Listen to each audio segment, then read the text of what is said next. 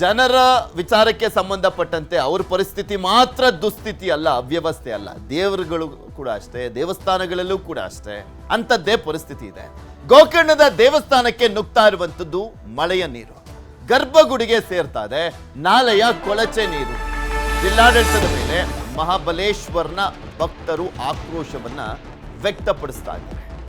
Gokarna famous ಊರು, ದೇವಸ್ಥಾನಕ್ಕೆ famous ಅದು. ಆದರೆ ಆ ದೇವಸ್ಥಾನದಲ್ಲಿ ಇರುವಂತ ಗರ್ಭಗುಡಿಗೆ ಕೊಳಚೆ ನೀರು ಹೋಗ್ತಾ ಇದೆ, ಹೊಲಸು ನೀರು ಹೋಗ್ತಾ ಇದೆ. ಎಷ್ಟೇ ಮನವಿ ಮಾಡಿದ್ರು ಕೂಡ ಜಿಲ್ಲಾಡಳಿತನೂ ಕೂಡ ಎಚ್ಚೆತ್ಕೊಳ್ತಾ ಇಲ್ಲ. ದುಡ್ಡು ಬೇಕು, ದೇವಸ್ಥಾನದ ದೇವರ ಹುಂಡಿಯ ದುಡ್ಡು ಮಾತ್ರ ಬೇಕು ಚೆನ್ನಾಗಿ, ಆದ್ರೆ ಕ್ಲೀನ್ ಮಾಡಿ ವ್ಯವಸ್ಥೆ ಸರಿ ಮಾಡಿ ಆಗ್ತಾ ಇಲ್ಲ. ಹಾಗಾದ್ರೆ ಅಲ್ಲಿ ಪರಿಸ್ಥಿತಿ ಹೇಗಿದೆ, ಯಾವ ರೀತಿಯ ಭಕ್ತರು ಆಕ್ರೋಶ ವ್ಯಕ್ತಪಡಿಸ್ತಾ ಇದ್ದಾರೆ ನೋಡ್ಕೊಂಬೋಣ.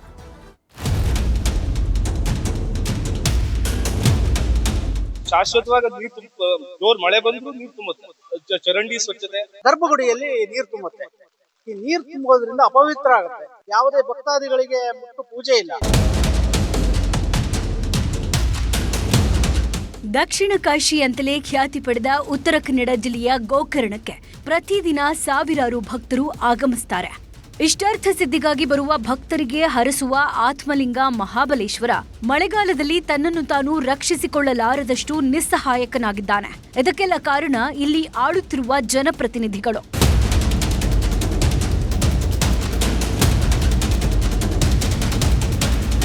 ಪ್ರತಿ ಮಳೆಗಾಲದಲ್ಲಿ ಮಹಾಬಲನ ಆತ್ಮಲಿಂಗಕ್ಕೆ ಹೊಲಸು ನೀರು ನುಗ್ಗುತ್ತೆ. ವಿವಿಧೆಡೆ ಹಳ್ಳಗಳು ಒಂದಾಗಿ ಸೇರೋ ರಾಜಕಾಲುವೆ ಅಂತಲೇ ಕರೆಯುವ ಸಂಗಮನಾಲಕ್ಕೆ ಮಹಾಬಲೇಶ್ವರ ದೇವಾಲಯದ ಉತ್ತರ ದಿಕ್ಕಿನಿಂದ ಬರುವ ಸೋಮಸೂತ್ರ ತೀರ್ಥ ಬರುವ ಕಾಲುವೆ ಸೇರುತ್ತೆ. 5-6 ಕಿಲೋಮೀಟರ್ ವ್ಯಾಪ್ತಿಯಿಂದ ಬರುವ ಹಳ್ಳದ ನೀರು, ಚರಂಡಿಯ ಹೊಲಸು ನೀರು ಈ ಸ್ಥಳದಲ್ಲಿ ಸಂಗಮವಾಗುತ್ತೆ. ನಾಲಾದಲ್ಲಿ ನೀರು ಸಂಗ್ರಹ ಹೆಚ್ಚಾಗಿ ಸೋಮಸೂತ್ರದ ಮೂಲಕ ಗರ್ಭಗುಡಿಗೆ ತುಂಬುತ್ತೆ. ಆದ್ರೆ ಈ ಕೊಳಚೆ ನೀರನ್ನ ತಡೆಯುವ ಕ್ರಮ ಆಗ್ತಾ ಇಲ್ಲ ಅಂತ ಸಾರ್ವಜನಿಕರು ಪ್ರಶ್ನೆ ಮಾಡ್ತಿದ್ದಾರೆ. ಸಂಗಮನಾಲದಲ್ಲಿ ಹೂಳು ತುಂಬಿ ಆತ್ಮಲಿಂಗ ತಗ್ಗ ಆಗಿ ಸಂಗಮನಾಲ ಎತ್ತರ ಆದ್ರಿಂದ ಶಾಶ್ವತವಾಗಿ ನೀರು ಜೋರ್ ಮಳೆ ಬಂದ್ರೂ ನೀರು ತುಂಬುತ್ತೆ. ಅದಕ್ಕೆ ಶಾಶ್ವತವಾದ ಸರ್ಕಾರ ಗಮನ ಒತ್ತುವರಿಸಿ ವರ್ಷವೂ ಹೂಳೆತ್ತುವ ಕಾಮಗಾರಿ ಮಾಡಬೇಕು. ಮತ್ತು ಅಭಿವೃದ್ಧಿ ದೃಷ್ಟಿಯಿಂದ ಬರುವ ಯಾತ್ರಾರ್ಥಿಗಳಿಗೆ ಮತ್ತು ಸ್ಥಳೀಯರಿಗೆ ಅನುಕೂಲ ಆಗುವ ಹಿತದೃಷ್ಟಿಯಿಂದ ಸರ್ಕಾರ ಆಗಲಿ ಕೇಂದ್ರ ಸರ್ಕಾರವಾಗಲಿ ಇದರ ಬಗ್ಗೆ ಗಮನ ಹರಿಸಿ ಅಭಿವೃದ್ಧಿಯ ದೃಷ್ಟಿಯಿಂದ ಸಂಗಮನಾಲ ಹೂಳೆತ್ತುವುದು ಮತ್ತು ಸುತ್ತಮುತ್ತಲಿನ ಚರಂಡಿ ಸ್ವಚ್ಛತೆ ಮತ್ತಿತರೆ ಸ್ವಚ್ಛತೆಯ ಬಗ್ಗೆ ಮತ್ತು ತ್ಯಾಜ್ಯ ನಿರ್ವಹಣೆ ಬಗ್ಗೆ ಎಲ್ಲದಕ್ಕೂ ಗಮನ ಹರಿಸಬೇಕಾಗಿದ್ದು, ಸ್ಯಾಟರ್ಡೆ ಸಂಡೇ ಶನಿವಾರ ಆದಿತ್ಯವಾರ ಸೋಮವಾರ ರಜಾ ದಿನಗಳಲ್ಲಿ ಪ್ರವಾಸಿಗಳು ತುಂಬಿ ತುಳುಕುತ್ತಿದ್ದು ಅದರ ಬಗ್ಗೆ ಸರ್ಕಾರ ಗಮನವಹಿಸಿ ಇದರ ಅಭಿವೃದ್ಧಿ ಪಡಿಸಬೇಕಾಗಿ ನಾನು ಸರ್ಕಾರಕ್ಕೆ ವಿನಂತಿಸುತ್ತೇನೆ. ಇದಿಷ್ಟೇ ಅಲ್ಲ, ದೇವಸ್ಥಾನದಲ್ಲಿ ವಿಐಪಿ ಸಂಸ್ಕೃತಿಗಳು ಹೆಚ್ಚಾಗ್ತಾ ಇವೆ. ನಾಲೆ ಅಕ್ಕಪಕ್ಕ ಅನಧಿಕೃತ ಕಟ್ಟಡಗಳು, ವಸತಿ ಗೃಹಗಳು ತಲೆ ಎತ್ತುತ್ತಿವೆ. ಹಲವೆಡೆ ಹಳ್ಳವನ್ನ ಒತ್ತುವರಿ ಮಾಡಲಾಗಿದೆ. ಅಲ್ಲದೆ ಶೌಚಾಲಯದ ಹಾಗೂ ಇತರ ತ್ಯಾಜ್ಯದ ನೀರನ್ನ ನೇರವಾಗಿ ನಾಲೆಗೆ ಬಿಡ್ತಿದ್ದಾರೆ. ತ್ಯಾಜ್ಯಗಳನ್ನ ಇಲ್ಲೇ ಎಸೆತಿದ್ದಾರೆ. ಇಂಥವರ ಮೇಲೆ ಕ್ರಮ ತೆಗೆದುಕೊಳ್ಬೇಕಾಗಿದೆ. ತುಂಬಾ ವರ್ಷದಿಂದ ಒಂದು ದೊಡ್ಡ ಮಳೆ ಬಂದ್ರೆ ಶ್ರೀ ಮಹಾಬಲೇಶ್ವರನ ಗರ್ಭಗುಡಿಯಲ್ಲಿ ನೀರು ತುಂಬುತ್ತೆ. ಈ ನೀರು ತುಂಬೋದ್ರಿಂದ ಅಪವಿತ್ರ ಆಗುತ್ತೆ. ಯಾವುದೇ ಭಕ್ತಾದಿಗಳಿಗೆ ಮುಟ್ಟು ಪೂಜೆ ಇಲ್ಲ. ಆ ಮಹಾಪೂಜೆ ಕೂಡ ಮಳೆ ಇಳಿದ ಮೇಲೆ, ನೀರು ಇಳಿದ ಮೇಲೆ ಮಾಡಬೇಕಾದಂಥ ಪರಿಸ್ಥಿತಿ ಇದೆ. ಇದಕ್ಕೆ ಸಂಬಂಧಪಟ್ಟ ಅಧಿಕಾರಿಗಳು ದಿವ್ಯ ಮೌನ. ಯಾವುದೇ ಒಂದು ಈ ಸಮಸ್ಯೆಗಳಿಗೆ ಆವತ್ತಿಗೆ ಏನೋ ಮಾಡಿ ನೀರು ಹೋದ್ಮೇಲೆ ಪೂಜೆ ಮಾಡಿ ಅನ್ನೋ ಒಂದು ಭರವಸೆಯನ್ನು ಕೊಟ್ಟು ಸುಮ್ಮನಿರ್ತಾರೆ. ಈ ಸಮುದ್ರದ ನೀರು ಕೂಡ ಇಲ್ಲಿ ಮರಳಿ ದೇವಸ್ಥಾನಕ್ಕೆ ಬರುತ್ತೆ. ಹೇಗೆ ಅಂತಂದರೆ ಇಲ್ಲಿರೋ ಹಳ್ಳ ಏನಿದೆ, ಹಳ್ಳ ಹೂಳು ತುಂಬಿರೋದ್ರಿಂದ ನೀರು ತುಂಬುತ್ತೆ. ನೀರು ತುಂಬೋದ್ರಿಂದ ಈ ನಾಲಕ್ಕೆ ಏನು ಮಹಾಬಲೇಶ್ವರ ದೇವಸ್ಥಾನದ ಪೂಜೆ ಮಾಡೋದು ನೀರೇನು ಹೋಗುತ್ತೆ ಸೋಮಸೂತ್ರ, ಅದಕ್ಕೆ ವಾಪಸ್ ನೀರು ಬಂದು ಈ ಪಾಣಿಪೀಠ ನೀರು ತುಂಬುತ್ತೆ. ಇದೊಂದು ದೊಡ್ಡ ಸಮಸ್ಯೆ.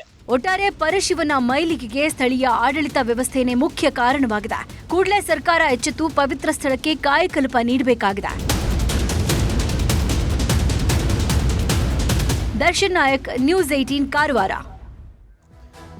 ಇದೆಲ್ಲದ್ರ ಬಗ್ಗೆ ಇನ್ನಷ್ಟು ಮಾಹಿತಿಯನ್ನ ಕೊಡ್ತಾ ಹೋಗ್ತಾರೆ ನಮ್ಮ ಕಾರವಾರದ ಪ್ರತಿನಿಧಿ ದರ್ಶನ್ ನಾಯಕ್. ನಮ್ಮ ಜೊತೆ ನೇರ ಸಂಪರ್ಕದಲ್ಲಿ ಜಾಯ್ನ್ ಆಗಿದ್ದಾರೆ. ದರ್ಶನ್ ನಾಯಕ್, ಹತ್ತತ್ರ 1,500-2,000 ವರ್ಷಗಳ ಇತಿಹಾಸ ಇರುವಂತ ದೇವಸ್ಥಾನ ಮಹಾಬಲೇಶ್ವರ. ಅಂದ್ರೆ ಮಹಾಬಲ ಈಶ್ವರ, ತುಂಬಾ ಶಕ್ತಿಯುತ ದೇವರು ಅಂತ. ದೇವರು ಶಕ್ತಿಯುತ, ಆದ್ರೆ ದೇವಸ್ಥಾನ ಹೊಲಸೆದ್ದೋಗಿದೆ ಅನ್ನುವಂತ ಆಕ್ರೋಶವನ್ನ ಬರ್ತಾ ಇರುವಂತ ಭಕ್ತರು ವ್ಯಕ್ತಪಡಿಸ್ತಾ ಇದ್ದಾರೆ. ಇಲ್ಲಿ ಜಿಲ್ಲಾಡಳಿತಕ್ಕೆ, ಮುಜರಾಯಿ ಇಲಾಖೆಗೆ ದೇವರು ಬೇಡ, ದೇವಸ್ಥಾನದ ಹುಂಡಿ ಮಾತ್ರ ಬೇಕಾಗಿದ್ಯಾ? ಪೃಥ್ವಿ, ಇದು ಉತ್ತರ ಕನ್ನಡ ಜಿಲ್ಲೆಯ ದಕ್ಷಿಣ ಕಾಶಿ ಎಂದೇ ಪ್ರಸಿದ್ಧಿ ಪಡೆದಿರತಕ್ಕಂತ ಒಂದು ದೇವಾಲಯ. ಅದ್ರ ಜೊತೆಗೆ ಇದೊಂದು ಕ್ಷೇತ್ರ. ಅದರಲ್ಲಿ ಆತ್ಮಲಿಂಗ, ಇಲ್ಲಿ ಪುರಾಣ ಪ್ರಸಿದ್ಧವಾದಂತ ಒಂದು ಕಥೆನೇ ಇದೆ ಈ ಆತ್ಮಲಿಂಗದ್ದು. ಅಂತ ಒಂದು ಪಾವಿತ್ರ್ಯತೆ ಹೊಂದಿರುವಂತ ಈ ಕ್ಷೇತ್ರ ಇವತ್ತು ಒಂದು ಕೊಂಚ ಮಳೆ ಬಿದ್ರು ಇವತ್ತು ಆತ್ಮಲಿಂಗ ಜಲಾವೃತವಾಗುತ್ತೆ. ಕೇವಲ ಜಲಾವೃತವಲ್ಲ, ಇಲ್ಲಿ ಪಕ್ಕದಲ್ಲಿ ಹರಿತಾ ಇರುವಂತ ನಾಲೆಯಲ್ಲಿ ಹರಿತಾ ಇರುವಂತ ಕೊಳಚೆ ನೀರು ಗರ್ಭಗುಡಿ ಸೇರತ್ತೆ ಸೋಮತೀರ್ಥದ ಒಂದು ನಾಲೆ ಮೂಲಕ.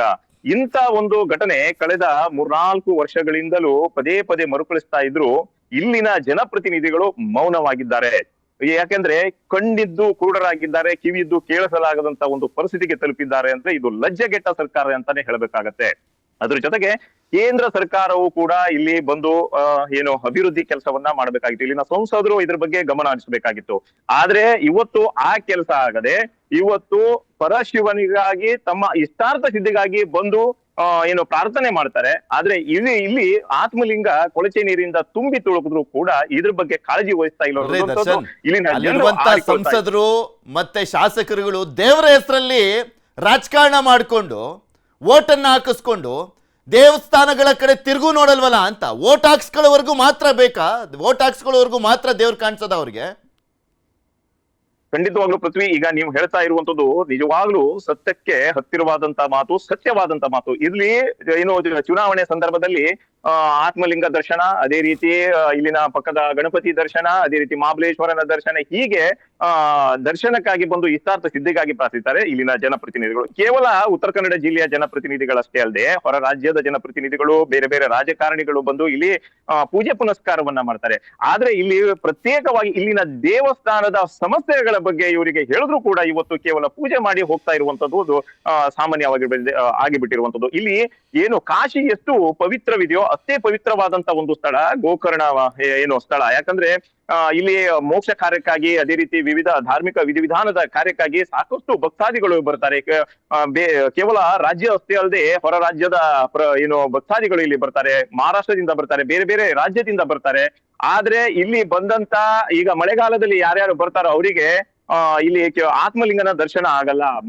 ಮಧ್ಯಾಹ್ನದ ಹೊತ್ತಿಗೆ ಮಹಾಪೂಜೆಯನ್ನ ಸ್ಥಗಿತ ಮಾಡ್ಬೇಕಾಗತ್ತೆ. ಕಾರಣ ಏನಂದ್ರೆ ನಾಲದಿಂದ ಹರಿತಾ ಇರುವಂತಹ ಕೊಳಚೆ ನೀರು ಗರ್ಭಗುಡಿ ಸೇರತ್ತೆ, ಆತ್ಮಲಿಂಗ ಮುಳುಗಡೆಯಾಗತ್ತೆ.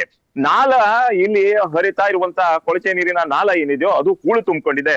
ಈ ಹೂಳೆತ್ತಬೇಕು ಎನ್ನುವಂತ ಬಗ್ಗೆ ಇಲ್ಲಿನ ಜನರು ಸಾಕಷ್ಟು ಬಾರಿ ಉತ್ತರ ಕನ್ನಡ ಜಿಲ್ಲಾಡಳಿತ ಆಗಿರ್ಬೋದು, ಮುಜರಾಯಿ ಇಲಾಖೆ ಆಗಿರ್ಬೋದು, ಅದೇ ರೀತಿಯ ಸ್ಥಳೀಯ ಜನಪ್ರತಿನಿಧಿಗಳಿಗೆ ಮನವಿಯನ್ನ ಮಾಡಿದ್ದಾರೆ. ಸ್ಥಳೀಯ ಗ್ರಾಮ ಪಂಚಾಯತ್ನ ದಿವ್ಯ ನಿರ್ಲಕ್ಷ್ಯ ಇದಕ್ಕೆ ಕಾರಣ ಅಂತ ಹೇಳ್ಬೇಕಾಗತ್ತೆ. ಸ್ಥಳೀಯ ಗ್ರಾಮ ಪಂಚಾಯತಿನವರು ಏನಾದ್ರೂ ಕ್ರಮ ಕೈಗೊಂಡಿದ್ರೆ ಇಂಥ ಒಂದು ಪರಿಸ್ಥಿತಿ ಇಲ್ಲಿ ಬರ್ತಾ ಇರ್ಲಿಲ್ಲ. ಹೂಳೆತ್ತಬೇಕಾಗಿದೆ ಇಲ್ಲಿನ.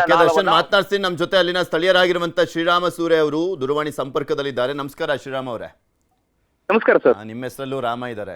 ಮತ್ತೊಂದ್ ಕಡೆ ದೇವಸ್ಥಾನದ ವಿಚಾರಕ್ಕೆ ಸಂಬಂಧಪಟ್ಟಂತೆ ಮಾತಾಡ್ತಾ ಇದೀವಿ. ಯಾಕೆ ಇಷ್ಟೊಂದು ನಿರ್ಲಕ್ಷ್ಯ ಅಂತ? ಅಲ್ಲಿನ ಸಂಸದರ ಹೆಸರಲ್ಲೂ ಈಶ್ವರ ಇದ್ದಾರೆ, ಅವ್ರಿಗೂ ಕಾಣಿಸ್ತಾ ಇಲ್ವಾ? ಹೌದು ಸರ್. ಏನಂದ್ರೆ ಇಲ್ಲಿ ಸಂಗಮನಾಲ ಅಂತ ಇದೆ, ಗೋಕರ್ಣದ ಮುಖ್ಯ ಸಂಗಮನಾಲ, ತ್ಯಾಜ್ಯ ನೀರು ಹೋಗೋದು. ಆ ಸಂಗಮನಾಲ ನೀರು ಗುಡ್ಡದ ಮೇಲ್ಗಡೆಯಿಂದ ಬರುವಂತ ಹೂಳು ತುಂಬಿ ಬರುತ್ತೆ ಪ್ರತಿ ವರ್ಷ. ಇಲ್ಲಿ ಸೋಮಸೂತ್ರ ಟಚ್ ಇದೆ. ಅದು ಸೋಮಸೂತ್ರದ ಸುತ್ತ ಪ್ರತಿ ವರ್ಷ ಒಂದು 20-30 ಫೂಟ್ ಉಳಿತಿದ್ರೆ ಮಾತ್ರ ದೇವಸ್ಥಾನದ ಕಡೆ ಅಂತರ್ಜಲ ಉಕ್ಕು ಬರುತ್ತೆ. ಈ ಸಂಗಮನಾಲ ನೀರು ನೇರವಾಗಿ ದೇವಸ್ಥಾನದ ಒಳಗಡೆ ಪ್ರವೇಶ ಮಾಡೋದಿಲ್ಲ ಸರ್. ಇಲ್ಲಿ ಸಮುದ್ರದ ಮಟ್ಟ ಭರತ ಅಂದ್ರೆ ಹೈಟೈಡ್ ಇದ್ದಾಗ ಸಂಗಮನಾಲ ನೀರು ಸಮುದ್ರ ಸೇರೋದು ಸ್ಲೋ ಆಗ್ಬಿಟ್ಟು ರಭಸ ಇಲ್ಲಿ ಹೆಚ್ಚಾಗ್ಬಿಡುತ್ತೆ. ಆಗ ಅಂತರ್ಜಲ ಈಗ ದೇವಸ್ಥಾನದ ಗರ್ಭಗುಡಿಯಲ್ಲಿ ಈ ಶಿಲೆಯ ಚಡಿ ಇದೆ, ಆ ಚಡಿಯಿಂದ ನೀರು ಚಿಮ್ಮತ್ತೆ ಸರ್. ಅದು ಸಂಗಮನಾಲ ನೀರು ತ್ಯಾಜ್ಯ ನೀರಂತೂ ಬರೋದಿಲ್ಲ ಸರ್. ಅದು ಹೊರಗೆ ಅಂತ ಹೇಳ್ತೇವೆ ನಮ್ಮ ಭಾಷೆಯಲ್ಲಿ, ಈ ಕಡೆ ಉತ್ತರ ಕನ್ನಡದಲ್ಲಿ. ಹೊರಗೆ ನೀರು ಬರೋದು ಸಂಗಮನಾಲದಿಂದ ಡೈರೆಕ್ಟ್ ಬರೋದಿಲ್ಲ. ಯಾಕೆಂದ್ರೆ ಇಲ್ಲಿ ಲಾಸ್ಟ್ MLA ಅವರು ಅದಕ್ಕೊಂದು ಗೇಟ್ ಮಾಡಿಸ್ತೇನೆ ಅಂತ ಹೇಳಿದ್ರು. ನೀರು ಒಳಗೆ ನುಗ್ಗದೇ ಇದ್ದ ತರ ಒಂದು ಗೇಟ್ ಮಾಡ್ತೇನೆ ಅಂತ ಹೇಳಿದ್ರು. ಅದ್ರ ಬಗ್ಗೆ ಕಾಮಗಾರಿ ಮಾಡಿದ್ದಾರೆ ಸ್ವಲ್ಪ. ಅದು ಪ್ರಕ್ರಿಯೆ ಮತ್ತು ಆಗ್ಬೇಕು. ಮಾಡಿದ್ರೆ ಕಂಪ್ಲೀಟ್ ಆಗಿ ಮಾಡ್ಬೇಕಲ್ವಾ? ಈಗ ಸಮಸ್ಯೆ ಇರೋದೇನ್ ಹೇಳಿ? ಯಾರು ಸಾಲ್ವ್ ಮಾಡ್ಬೇಕಾಗಿರೋದು? ಯಾರು? ಜಿಲ್ಲಾಡಳಿತ ಸರ್. ಮುಜರಾಯಿ ಇಲಾಖೆಗೆ ಸೇರುತ್ತಲ್ವಾ? ಹೌದು ಸರ್. ಮತ್ತೆ ಸುಪ್ರೀಂ ಕೋರ್ಟ್ ನಿವೃತ್ತ ನ್ಯಾಯಮೂರ್ತಿಗಳ ನೇತೃತ್ವದಲ್ಲೇ ಮಂಡಳಿ ಇದೆ, ವಿಶೇಷ ಮಂಡಳಿನೇ ಇದೆ ಅಲ್ಲಿ, ಆಡಳಿತ ಮಂಡಳಿ. ಹೌದು ಸರ್. ಅವರು ಸಮಸ್ಯೆಗಳನ್ನ ಬಗೆಹರಿಸ್ತಾ ಇಲ್ವಾ? ಅವಾಗಿಂದ ಕಿತ್ತಾಟ ಅದು ಕೋರ್ಟ್ ನಲ್ಲೇ ಇದೆ ಈ ದೇವಸ್ಥಾನದ ವಿಚಾರ. ಹೌದು ಸರ್. ಈಗ ಅದು ಅವರು ಈ ದೇವಸ್ಥಾನದ ವ್ಯವಸ್ಥಾಪನಾ ಕಮಿಟಿ ಸ್ವಲ್ಪ ಇದ್ರ ಬಗ್ಗೆ ಸೀರಿಯಸ್ ತಗೊಂಡು ಮಳೆಗಾಲದ ಪೂರ್ವದಲ್ಲಿ ಪ್ರತಿ ವರ್ಷ ಇದು ಮಾಡಿದ್ರೆ ದೇವಸ್ಥಾನದೊಳಗೆ ನೀರು ನುಗ್ಗೋದು ಸ್ವಲ್ಪ ಕಡಿಮೆ ಆಗುತ್ತೆ. ಮತ್ತೆ ವಿಶೇಷವಾಗಿ ಏನಾಗಿದೆ ಅಂದ್ರೆ ಮಿಸ್ಅಂಡರ್ಸ್ಟ್ಯಾಂಡಿಂಗ್ ಮಾಡ್ಬಿಟ್ಟಿದ್ದಾರೆ, ಈ ಸಂಗಮನಾಲ ನೀರು ನೇರ ನುಗ್ಗುತ್ತೆ ಅಂತ. ಇಲ್ಲ, ಆಗಿಲ್ಲ. ಈ ಸಂಗಮನಾರ ನೀರು ಹರಿತಾ ಇರುತ್ತೆ, ಎಲ್ಲಿ ಸಮುದ್ರ ಹೈಟೈಡ್ ಇದ್ದಾಗ ಇಲ್ಲಿ ಒಳಗಡೆಯಿಂದ ಅಂತರ್ಜಲ ಬಾವಿಯಲ್ಲಿ ನೀರು ಹೇಗೆ ಬರುತ್ತೋ ಹಾಗೆ ದೇವಸ್ಥಾನದೊಳಗಿಂದ ಬರುತ್ತೆ ಸರ್. ಬೇರೆ ಯಾವುದೋ ಅನುದಾನ ಸಪರೇಟ್ ಆಗಿ ಕೊಟ್ಟು ಇಲ್ಲೇನು ಉದ್ಧಾರ ಮಾಡ್ಬೇಕಾಗಿಲ್ಲ. ಇಲ್ಲಿಗೆ ಬರ್ತಾ ಇರುವಂತ ಕಾಣಿಕೆಯ ದುಡ್ಡನ್ನಾದ್ರೂ ಬಳಸ್ಕೊಂಡಾದ್ರೂ ನೆಟ್ಟಿಗೆ ಮಾಡಿದ್ರೆ ಆಯ್ತಪ್ಪ. ಬೇರೆ ಏನು ಬೇಡ, ನಮ್ಮ ಮನವಿ ಇದೆ. ಯಾವ ದುಡ್ಡು ಬೇಡ. ಹೌದು ಸರ್, ನಾವು ಮನವಿ ಮಾಡಿದ್ವಿ ಸರ್, ಹೋದ ವರ್ಷನೂ ಮಾಡಿದ್ವಿ, ಹೋದ ವರ್ಷ ಕೆಲಸನೂ ಆಗಿದ್ದೆ. ಪಾಲು ನಾಯ್ಕ್ ಅಂತ ಒಬ್ರು ಹೊನ್ನಾವರದವ್ರು ಕಾಂಟ್ರಾಕ್ಟರ್ ಮಾಡಿದ್ರು, ಅವ್ರ ಹತ್ರ ರಿಕ್ವೆಸ್ಟ್ ಮಾಡ್ಬಿಟ್ಟು ಇಲ್ಲಿ ಸ್ಥಳೀಯ ಪತ್ರಕರ್ತರು ವಿನಾಯಕ್ ಶಾಸ್ತ್ರಿ ಅಂತ ಮತ್ತೆ ಇಲ್ಲಿ ದೇವಸ್ಥಾನದ ಮ್ಯಾನೇಜರ್ ಕೂಡ ಬಂದಿದ್ರು ಸ್ಪಾಟ್ ನೋಡ್ಲಿಕ್ಕೆ. ಸೋಮಸೂತ್ರದ ಸುತ್ತಲೂ 20 ರಿಂದ 30 ಫೂಟ್ ಅಗಲ, ಉದ್ದ ಅಗಲದಲ್ಲಿ 20 ಫೂಟ್ ಆಳವನ್ನು ತೋಡಿದ್ವಿ ಸರ್. ಪ್ರತಿ ವರ್ಷ ಹೂಳು ತುಂಬುತ್ತೆ ಸರ್ ಗುಡ್ಡದ್ದು, ಅದು ಪ್ರತಿ ವರ್ಷ ಮಾಡ್ಲೇಬೇಕು.